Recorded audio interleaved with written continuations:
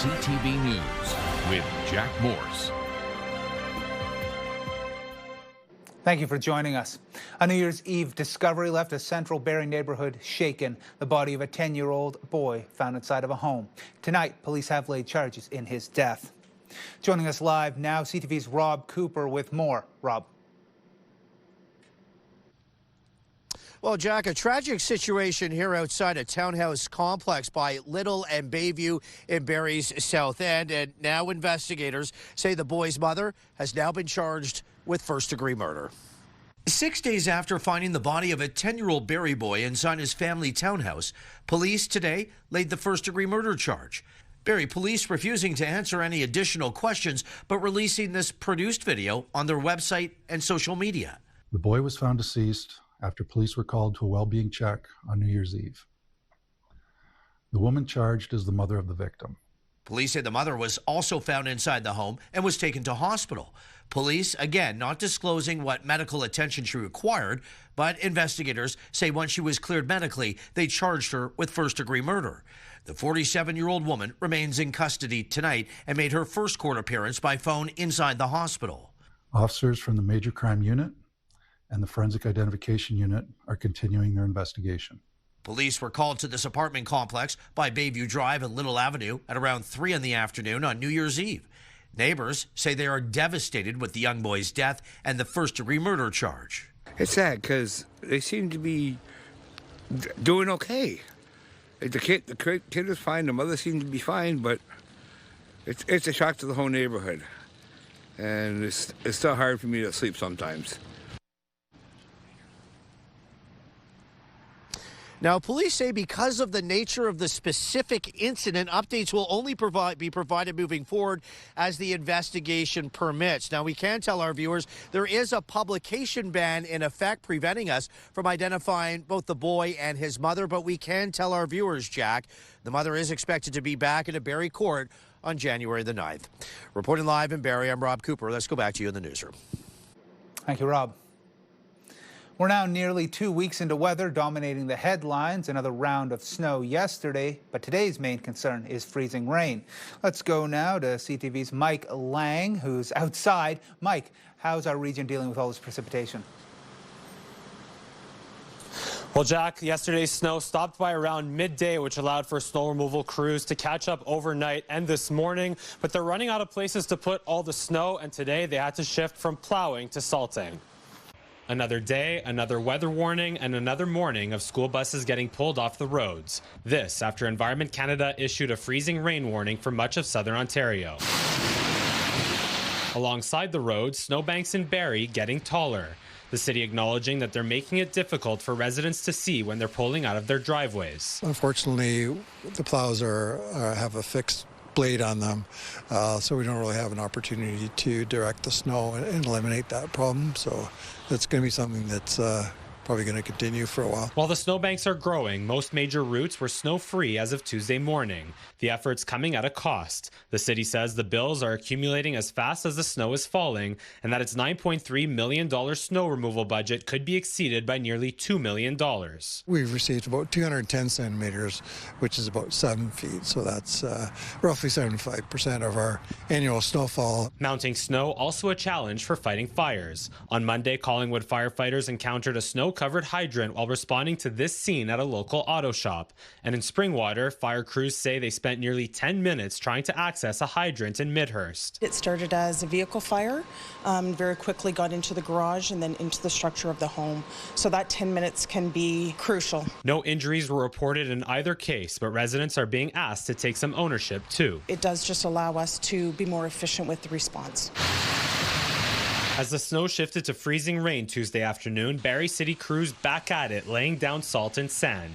Hydro One reminding people that power outages are just a falling tree limb away. While the expected accretion or buildup at this time isn't necessarily posing a risk, given that there's potentially branches still caught up in the trees, this might cause them to come down. And residents are once again urged to be prepared with an emergency kit in case outages do happen. And Barrie City crews say that the mild weather over the next couple of days could allow them to catch up on clearing the rest of the secondary routes, but that depends on how long the temperatures stay above the freezing mark and by how much. Reporting live, I'm Mike Lang. Jack, I'll send it back to you. Thank you, Mike.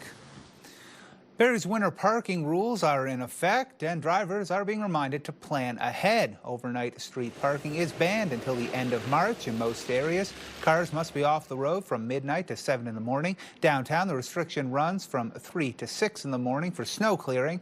The city also warns that winter maintenance can override these hours, meaning no parking during plowing or salting, even if it's outside that normal window. You're urged to check all city alerts and avoid tickets or getting towed. Now, Casey Colby is here with our first. Thanks very much, Jack. We have a little certain message from Mother Nature, and we're wearing it right on our head. Go away with the freezing rain if we certainly can, because, boy, things are certainly messy out there. There is no doubt about that. Let's talk about what we have in store for us this evening, and it is a little on the messy side. It has been for the better part of the day, and it will continue. This, ladies and gentlemen, is a freezing rain warning. 1 to 5 millimeters of ice accretion possible. You can see throughout, well, certainly the southern portion of our viewing area in Simcoe County. It's not quite touching Muskoka Parry Sound, but there is certainly an advisory in that area. So do proceed with caution, certainly this evening, if you are out and about on the roads, slippery as they are. Now we're adding a little freezing rain. This is a first look at the forecast brought to you by Presler Injury Law. Call 1-800-JUSTICE. -2 is where we're sitting right now, Jack. And the winds, well, they're out of the east, 15 kilometers an hour. Let's take a look at the temperature outside your door as we speak. And we are certainly approaching the freezing level, and we will go above the freezing level. We're looking at -1 in the Sunshine City of Orillia, -1 in Parry Sound right now, -1 in Newmarket, 1 in Toronto, 0 in Mount Forest, and call it 1 degree in Mount Forest. A quick look, if you will. This is the radar satellite images, and whoa, a little bit of snow, a little bit of rain, a little bit of freezing rain. Yeah, and the drizzle that never seems to be cleared from your windshield. No matter how much juice you use. How long will that continue? Well, certainly because we're having freezing rain and rain, yes, we are having a bit of a thaw, a January thaw. Coming up, we'll explain 4 days above the freezing level. This could be it. This could be the January thaw. I'll explain all that in a few minutes' time. Back inside, Jack. Thank you, KC. As we step into the new year, many of the most vulnerable in our community are still relying on services for support. CTV's Luke Simard has the latest on the homelessness crisis in our region and the steps being taken as we begin 2026. With the harsh winter the region has been experiencing, those facing homelessness continue to struggle amid the snow and freezing conditions. Warming shelters and advocate groups like the Busby Center have seen firsthand those struggling. We're also seeing a lot more people coming in because the elements are just so dangerous. A lot of people with frostbite. We've seen quite a few people that have dangerous frostbite at this point, and it's really, really sad to see. Centers like Busby and the Lighthouse in Orillia operated at 100% capacity over the holidays. We're always at capacity, and so we're definitely seeing people signing up on our triage list for a space, and so when the spaces come open, they're filled right away. The weather is definitely a component. It has been freezing. The snow has been relentless. But both are seeing an increase when it comes to moving their communities into housing. We've had a few people housed over the holidays, which is all we can ask for, and specifically 3 people today. We've actually been able to house at least 6 people so far, which is really an incredible accomplishment. The County of Simcoe continues to support the region. Their winter warming strategy has provided 140 warming center spaces, including 90 in Barrie, and moved away from the temperature-activated model this winter, paving the way for 24/7 warming centers in both Barrie and Orillia. Given the conditions we've had, it's been imperative, and we certainly know that it's prevented a considerable amount of cold-related injuries or worse that we know our vulnerable populations, especially those unsheltered, are much more exposed to. County officials add that warming centers are expected to remain open until the end of April, with opportunities to extend based on the situation. Luke Simard, CTV News, Barrie. Ontario Provincial Police is investigating after a Caledon business was shot at overnight for the second time in 2 weeks. This business near Airport and Mayfield Roads was hit yet another extortion-related shooting in the area. Police were first called to the truck transportation company Boxing Day and again early this morning. I spoke to someone this morning who is extremely terrified. They are concerned not just for their safety and their family's safety, but they're concerned for their employees as well. And we have absolutely no tolerance, and we will be working tirelessly to make sure that they stay behind bars. Since 2023, OPP investigators in Caledon and Dufferin County say they've handled more than 45 extortion cases. Victims threatened by phone or text, targeted with bullets if they refuse to comply. Authorities believe organized crime groups are focusing on South Asian businesses. Allegations of racism and discrimination inside Ontario's police watchdog. A harassment dispute offers a rare look behind the scenes at the Special Investigations Unit. CTV's John Woodward has more on what CTV News has uncovered. These videos obtained by CTV News show the last moments of Moses Irhirhi's life and are hard to watch for his family. It was an extreme shock. The 35-year-old was stopped in this Markham parking lot in 2022, apparently while peeing in a snowbank. The engine of his white Hyundai is still running. After a short conversation, the officer grabs him. He breaks away and then jumps in the Hyundai, the officer still holding on. The car reverses up the snowbank. The officer steps back and fires 3 shots, killing Irhirhi. Officers found a gun and a satchel on Irhirhi's chest. An SIU report cleared the officer, saying the shooting was justified because he felt his life was in danger from the car. A Newmarket court upheld the decision, but his family still insists none of it makes sense. You don't just shoot a person for urinating in a snowbank. That's just not right. Multiple sources say the investigative team actually did push to charge the officer, and they tell CTV News that comments about Irhirhi are included in a workplace harassment dispute now at the Ontario Labour Relations Tribunal. In an application, one investigative manager accuses another of saying a victim was a black drug dealer who had it coming, and officers can't be responsible for a guy who was a known criminal. It wasn't the only remark about black people alleged to have been said by a former GTA police inspector. In the documents, he's alleged to have described a black female investigator as having tattoos and long nails and big breasts. When he stated, "This isn't the streets of the Bronx, it's the SIU. Her tattoos show her as gang affiliated," and said of an Indigenous colleague, "Monkey knows better." The SIU said in a statement that HR matters are private and confidential, but we take any allegation of racism or discrimination very seriously. It said the investigator did not make the statements as alleged. He had no involvement in the case at any point. Any suggestion otherwise is simply inaccurate. And said a decision not to charge goes through a multi-step review that's bigger than one person. I think there's strong indications of anti-black racism in this particular case. Lawyer Paul Slansky represents the Irhirhi family. He's challenging the SIU's decision not to charge to Ontario's Court of Appeal. He says the alleged comments could also impact future cases. It just shows that if you're a certain race, you're not going to get full justice as somebody else's race. The SIU should reopen the case and charge the subject officer. The allegations will be explored at a Labour Board hearing on Thursday. The family of Moses Irhirhi plans to be in attendance. John Woodward, CTV News. Bracebridge OPP is warning about a new scam targeting our region. Fraudsters are reportedly calling people, impersonating their bank, and even sending someone to their home. In one case yesterday, someone was convinced their account was compromised, handed over their bank card, and lost thousands of dollars. Police say scammers are using technology and personal visits to steal money, and they urge you to be extra cautious. Police are investigating a fatal 2-vehicle crash in Kawartha Lakes. It happened yesterday afternoon on Killarney Bay Road between Highway 35 and Cambrai Road. A 60-year-old woman from Orillia was taken to hospital and later pronounced dead. The driver of the other vehicle was not injured. The road was closed for several hours. It reopened late last night. The province says it's spending $26 million to train more frontline staff in long-term care. The government says the money will be used to train nearly 3,000 new workers. The province says it will also support professional development, enhance care for residents, as well as give students a chance to study and work in their home communities. $5.5 million will be used to train staff already working in long-term care homes. $21 million has been earmarked to expand the Practical Nurse Living Classrooms education program.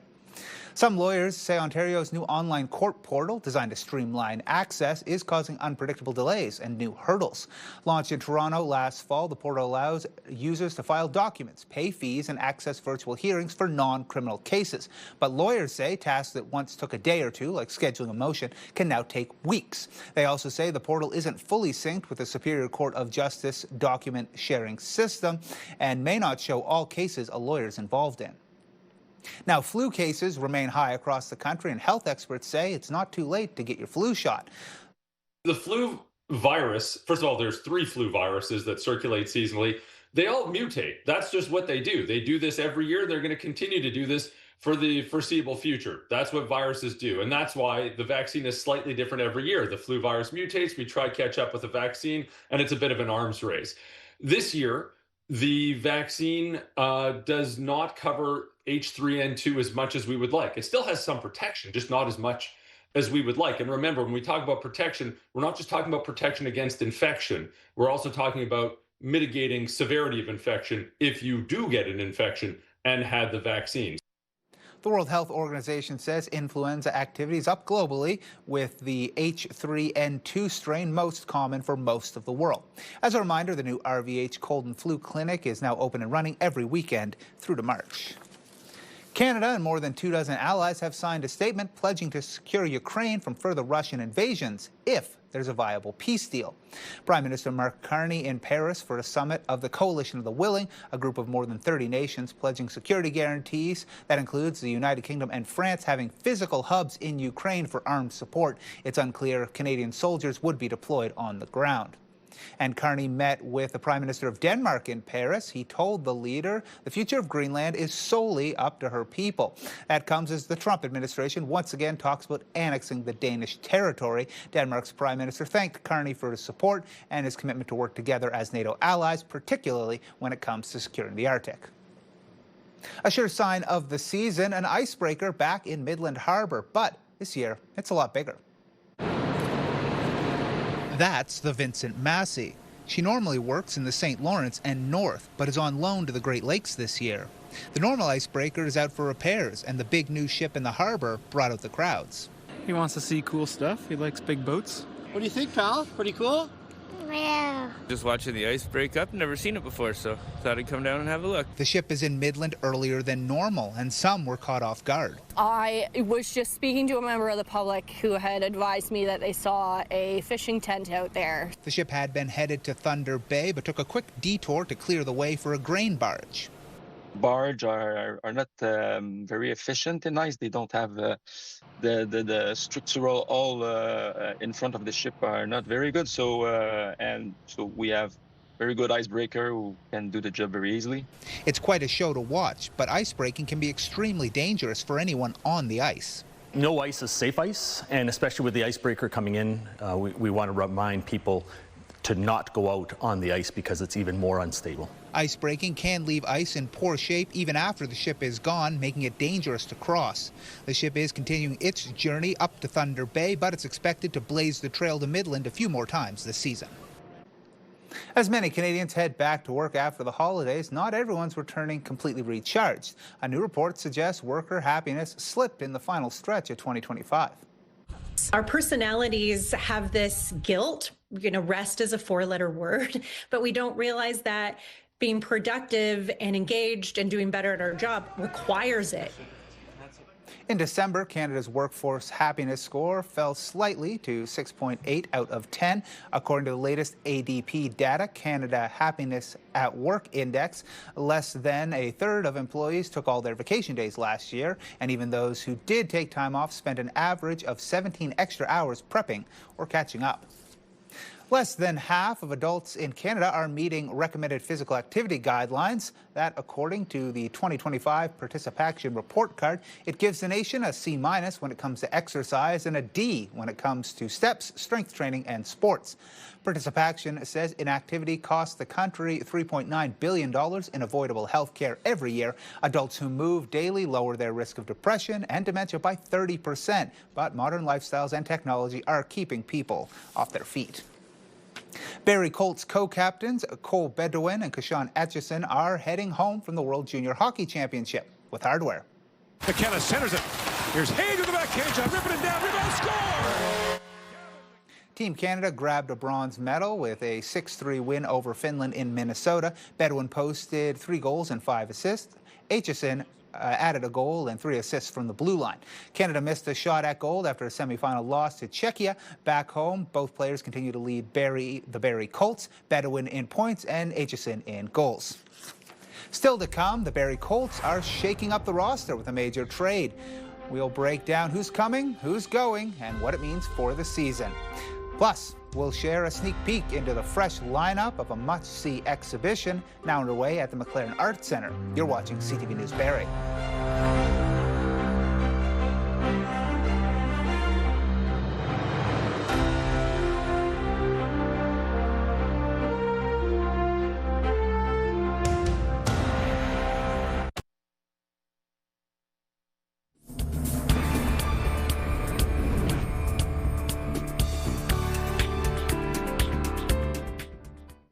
If you're looking for a way to shake off the winter blues, the McLaren Arts Centre has a fresh lineup of exhibitions ready to explore. The device extrapolates the affective source and transmogrifies it into a substance, a kind of matter unknown to Earth. We have some really thought-provoking art on display this season on now until March 31st. A lot of the exhibitions share threads of taking inspiration from nature and also thinking about the future. From bold colors to thought-provoking installation, there's something new around every corner. Multiple shows are on display now, including Dazzle Days, Sky Screen, and the Seed Project. We spoke with the center's curatorial assistant to learn more about what you can expect.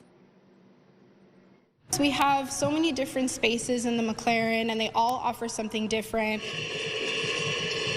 We have everything from animation to installation to immersive sci-fi film, and also sound sculptures, pulp painting, and masterful printmaking. We also have 2 upcoming Art for Lunch programs, which are also free and give you a unique opportunity to learn insights directly from the artist, which is always interesting. As always, admission to the McLaren Arts Centre is by donation, and the building is fully accessible.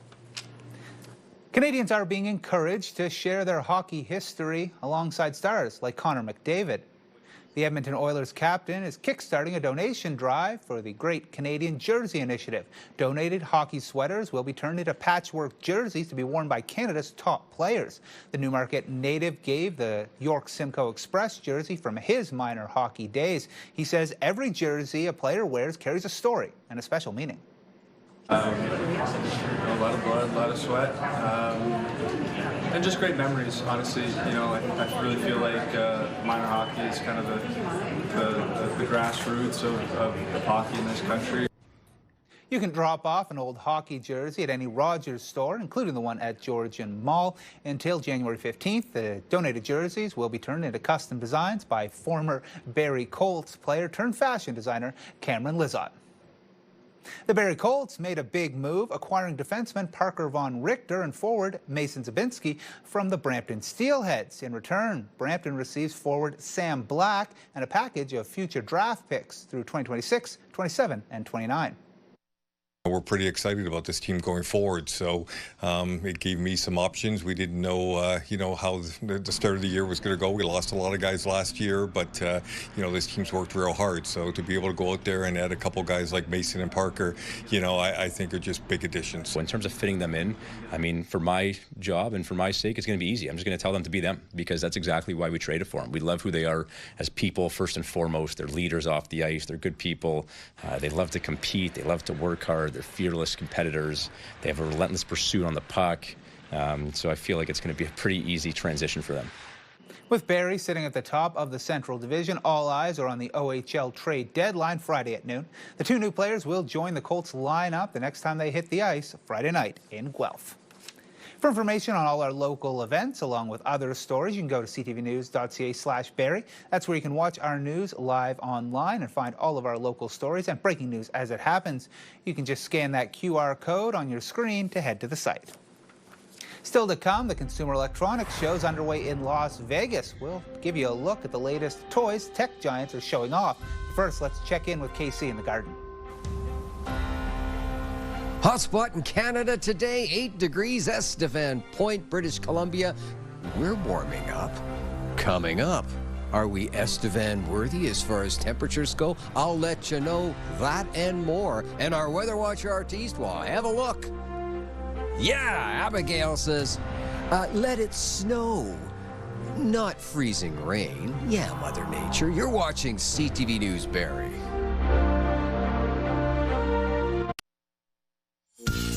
Picture this. Brought to you by Bounce 1041 and Pure Country 106.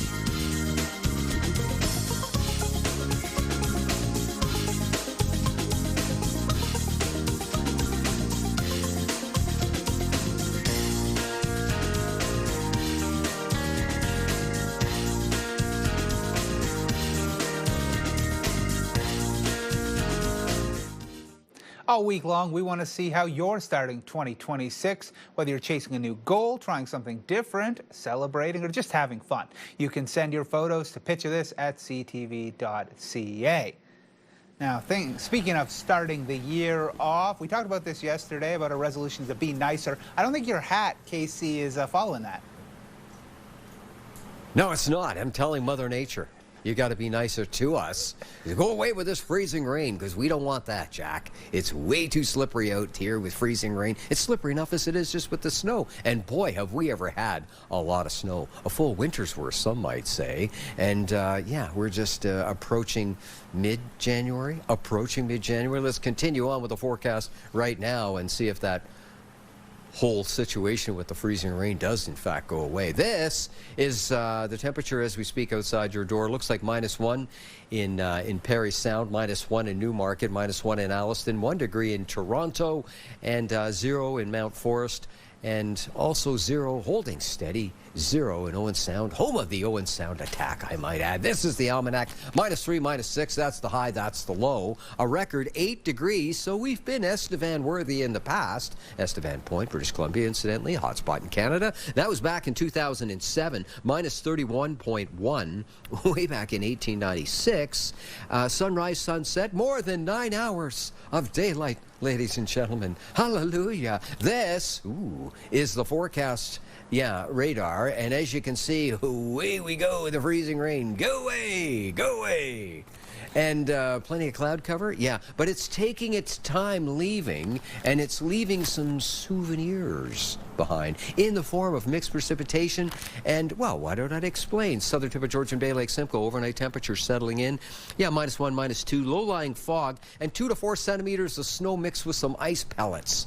That's what it's leaving behind. So, there you go. And there is still a risk of some freezing drizzle this evening. There is just a risk, though. And 1 and 2 degrees for the high tomorrow. Cloudy, 40% chance of some snow, and a risk of some freezing drizzle early morning. Yes, this is Orangeville, Bradford, Georgina, Newmarket, Richmond Hill, overnight -1, -2, low-lying fog, some freezing rain possible. Indeed it is, as is some ice pellets and snow mixed together for clumping up to about 5 centimeters of messiness. Yes, messiness, I say. 3 degrees tomorrow, mainly cloudy skies. 40% chance of some snow coming down first thing in the morning. Parry Sound, Huntsville, Bracebridge, Gravenhurst, Halliburton, where we're looking at overnight temperatures -3, -4, -6. Snow, yes. About 5 centimeters, it looks like, mixed with ice pellets in various places, scattered throughout our region and northern part of our viewing area. Risk of freezing drizzle, too. And then for tomorrow, cloudy skies, 0 and 1 degree above the freezing mark. There is still a 40% chance of some flurry activity on and off tomorrow in Halliburton. That's tonight and tomorrow. Now, time for the Diamond and Diamond Lawyers 5-day extended forecast, and it looks like this starting in Simcoe County this evening. And here we go. Warming up, you say? Yes, Thursday, sun and cloud, 4 degrees. Wow. 5 degrees on Friday. We're getting some rain, ladies and gentlemen. Mixed precipitation on Saturday, high of 2, -3. That's the high, that's the low. And then Sunday arrives, 60% chance of flurry activity. This is the 5-day extended forecast for York Region as we have a look. 4 degrees and sun and cloud on Thursday, and 7 degrees, all the way up to 7 degrees on Friday. And rain. How much rain? Well, we're not saying just yet because we're unsure. Saturday arrives, more rain, and then Sunday arrives, it looks like a 40% chance of flurries, high of -2, -6, that's the high, that's the low. This is the 5-day extended forecast, Muskoka, Parry Sound, Haliburton. If you like sunshine, Thursday, yeah, we haven't had a whole lot of sun lately, but Thursday's looking very nice, 4 degrees and sunny skies. Friday arrives, and, well, cue the rain, because 5 degrees, -1, I'm looking for a freeze overnight. Saturday, it could be mixed precipitation, high of 1, low of -4, and Sunday arrives, 40% chance, make that a 60% chance of flurry activity, and ooh, look at that, -10, that's jumping out at us, isn't it? So that's what we're looking at as far as the temperatures go. Our January thaw, perhaps right now we could be having our January thaw, which is great, as long as that freezing rain goes away. Jack? Thank you, Casey. After more than 50 steps and hundreds of conversations, a retired social worker from the East Coast has now made it all the way to the West Coast. A cross-country listening tour. CTV's Adam Sawatsky has more. This is not how Paul Jenkinson anticipated he'd be spending his retirement. I'm doing my best, but I'm picking up the pieces. Putting himself back together after his 45-year marriage ended and his daughter died. Rather than lean into darkness and death, I've chosen to lean into love and lean into life. After living for 71 years and working as a social worker for more than 40, Paul has learned that how we respond to adversity is a choice. And the choice he's made was inspired by his granddaughter, who lost her mom. And my granddaughter said, Opa, you really need to let people know that they're not alone. So Paul is choosing to volunteer his time to be of service to others. I can take these skills and this pain and transform that into a listening place that's full of compassion. For the past 6 months, you talk, I'll listen. Paul's been setting up in public spaces. No judgment, no shaming. So people know they're not alone. But I see beautiful things in people, and I let them know. And not just here. He's traveling across the country. Since starting on the East Coast, Paul says he's made 50 stops and listened to more than 800 people. That's awesome. I think it's really fantastic. I think it's lovely that you can find someone who will sit and listen to you. There's a teaching to love your neighbor. And really, in many ways, you can't love your neighbor if you don't know your neighbor. And Paul now knows there's far more than unites us than divides us, and far more people who want to help us than harm us. People are actually more loving than hateful. As Paul continues his journey across BC, on his way to the Northern Territories before wrapping up his journey in Newfoundland, he's hoping others will also be inspired to transform their pain into purpose. Just take the one step towards hope, towards love, towards kindness. Just one step. Once the ship is moving, you'll be amazed. Adam Sawatsky, CTV News, Abbotsford. As the new year kicks off, tech companies from around the world are descending on Las Vegas to show off the latest gadgets and tech innovations. CTV's Pat Foran gives us a look. More than 140,000 people from 150 countries are expected to attend this year's Consumer Electronics Show in Las Vegas. It's clear what one of the biggest tech shifts is expected to be. I think the trend here and everywhere the last 2 years has been AI. AI is going to be everywhere. I'm so excited about robotics. AI is being incorporated into older traditional products as well as newer ones with promises to make life easier. It helps you make decisions in life. You put in the facts, and it just comes back and solves problems. As always, robots take center stage, whether it's robotic toys for children, a chess game to keep you company, or personal robots for companionship or home security. The basic function of this is like a humanoid home monitoring camera. You know, there is a camera on the face of it. If you're too busy to cook, let a robot do it. Nosh is a robo-chef that cooks 500 plus dishes across cultures and cuisines automatically. So it helps users to eat healthy, homely dishes every day. There are body scanners that let you monitor your health. Do you want to get that data to make the changes in your life to live longer? As always, the latest in television technology is rolled out at the show. This year, LG has a new wallpaper TV. It's ultra thin, only 9 millimeters thick. Basically a little bit thicker than a pencil. So as you can see behind me, the wallpaper blends in with your environment. Not everything here will eventually make it into your home, but many products could. Whether it's stringless guitars or robotic puppies, CES officially opens its doors tomorrow and has daily events and announcements until Friday. Pat Foran, CTV News. Still to come, car prices are driving sticker shock. Some costs doubling in just a few years. What's behind the spike and what it means for buyers? That story coming up. Plus, we'll recap tonight's top stories. You're watching CTV News Barrie.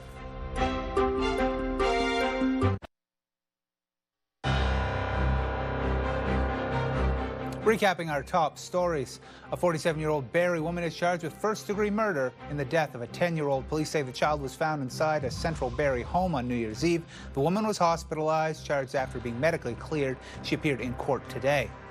Our region remains under a significant weather warning from Environment Canada. Several hours of intermittent freezing rain expected as a low-pressure system moves through the area, caused widespread bus cancellations through Simcoe County and much of the GTA this morning. Homeless people throughout the region continue to struggle amid snow and freezing conditions. Warming shelters and advocacy groups like the Lighthouse in Orillia and Busby Centre in Barrie are operating at full capacity. Canadian energy stocks were looking to rebound today after significant losses yesterday in the aftermath of U.S. military action in Venezuela. Let's take a look at where the numbers closed today. The TXS was up 187 points. The Dow was up 484. The Nasdaq was down 151. In commodities, oil was down, closing at $57.13 a barrel. Gold was up, finishing at $4,496 an ounce. And our dollar was down, ending the day at 72.52 cents U.S. New data from StatsCan shows spending by international tourists was up in the third quarter.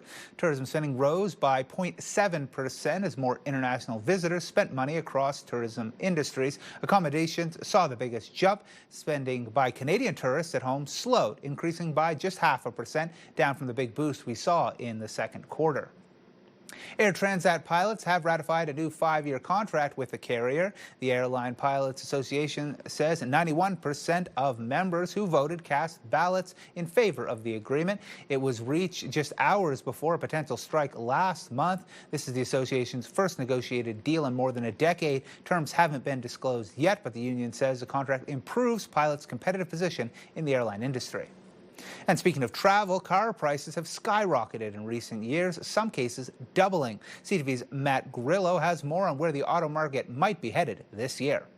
Walking into a dealership and driving off with a brand new car may no longer be a reality for many Canadians. The numbers from autotraders.ca show just how costly it is to buy a car. The average price for a new car is now more than $63,000, and for a used car, it's $35,000. In 2019, the price for a new car was around $40,000. And close to $19,000 for a used car. But the reality is that vehicle prices have gone up since the COVID crisis, essentially at a level that makes it hard for a lot of consumers to get into the market. There's a number of reasons for the sticker shock: inflation, pandemic impact on supply chains, and tariffs. Despite the price tag, Izzy Hutman says used cars are very popular these days. Since COVID, the prices of used cars have skyrocketed because there's no supply, or much less supply, of newer cars. He says used cars provide an opportunity for savings, and for a lot of people, a new vehicle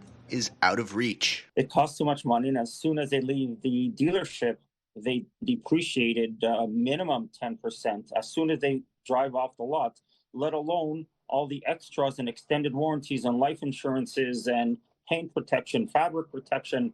They're leaving with $4,000 of extras that we don't charge here on a used car. It's difficult to say where prices will go in 2026, but for those looking for a major price drop, that likely won't happen. We don't expect to see the prices go back to pre-COVID levels.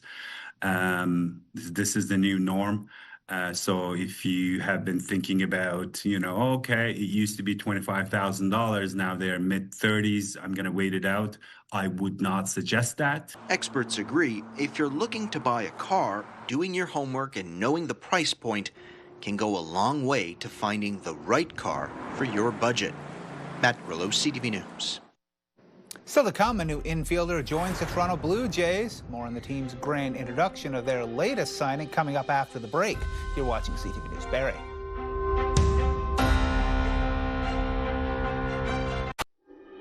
Taking a look at your primetime lineup for tonight at 8 o'clock, our CTV2 movie, Gilded Newport Mysteries, Murder at the Breakers.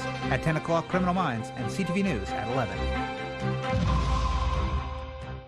The Blue Jays have a new star, Kazuma Okamoto, introduced to fans today. As CTV's Raheem Ladani tells us, after a stellar career in Japan, he's ready to make his mark in Major League Baseball.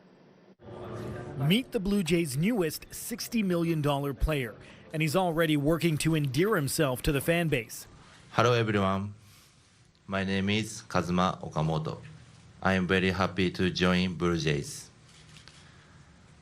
I will work hard every day and do my best for the team. Inking a 4-year deal, Kazuma Okamoto is a proven power hitter and known as a versatile defender who can play multiple positions. The 29-year-old was a star player in Japan and is making the move to a Blue Jays team that was 2 outs away from a World Series title last season. And Okamoto says it was the postseason run that showcased the city of Toronto in a unique way. He was very impressed to see how the fans cheered loudly and how much there's so much love for the Blue Jays. To give you some insight into Okamoto's personality, he said that when making this decision, he put all 30 MLB logos in front of his daughter, and she picked the Blue Jays, and that stuck with him throughout this entire process. Inside the Jays shop, Japanese media are already closely following the newly signed star and say Toronto's economy will also likely benefit from Okamoto's presence. Okamoto is one of the greatest baseball player in Japan, and coming to MLB, I think this is a great thing. And a lot of fans wants to come in Toronto, even my sister. The Jays are sending a message this offseason. They're reloading for another World Series appearance. They've signed pitcher Dylan Cease to the richest pitching contract in franchise history, added to the bullpen, and with Shane Bieber opting into his player option, the team's rotation and bats are significantly bolstered. This offseason, they've already spent over $300 million in contracts. To put that in perspective, that's 130 more than any other team. They're doing their best to be like the Los Angeles Dodgers. There are still some question marks surrounding the team's roster. Primarily, are the Jays still pursuing free agent Bo Bichette? While general manager Ross Atkins wouldn't say directly, he did share this interesting observation. Additions at this point will start to cut away at playing time from players that we feel are very good major league pieces, so we have to factor that in. And the clock is ticking for any more moves, with spring training 46 days away. Raheem Ladani, CTV News, Toronto. The Maple Leafs are set to face off against the Florida Panthers tonight. Now, Domi got it freed up, looking for Matthews and scores! Austin Matthews became the team's all-time leading goal scorer in their last game Saturday, a 4-3 overtime loss to the New York Islanders. Puck drop tonight is set for just after 7:30 at Scotiabank Arena. Time now for Get Up and Go. Case. Get up and go looks like this. Take a look, if you will. 7 o'clock tomorrow morning in Barrie. We're looking at a few flurries and some possible freezing drizzle. Looks like the temperature be about -1 as well in Newmarket, where we're looking at some flurry activity. And as we go north to Gravenhurst, well, it looks like -3 and just a few clouds. That's the Get Up and Go, Jack. Have yourself a fantastic evening. Well, thank you, Casey. I will. That's our newscast for tonight. I am Jack Morse. Thank you for watching, and I'll be back on the desk with your news at 11. Until then, good night.